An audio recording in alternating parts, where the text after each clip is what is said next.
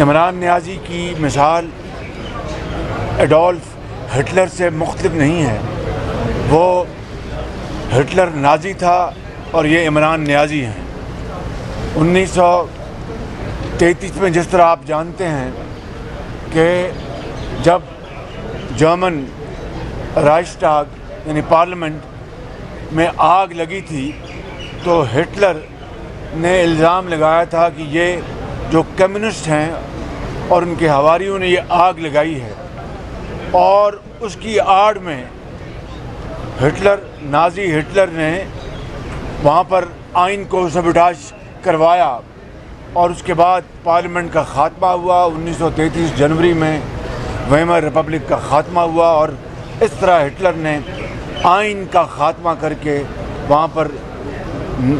یعنی Nazi Germany میں اس کو مسلط کر دیا اپنے آپ کو۔ یہی کام عمران نیازی نے 3 اپریل کو کیا، اور اپنے ہواری ڈپٹی اسپیکر کے ذریعے ایک لکھا ہوا فیصلہ آئین اور قانون کے سریحاً خلاف کہ عمران نیازی نے 3 اپریل کو آئین کو سیبوٹاژ کیا، آئین کو توڑ دیا، اور اپنے ایک ہواری ڈپٹی اسپیکر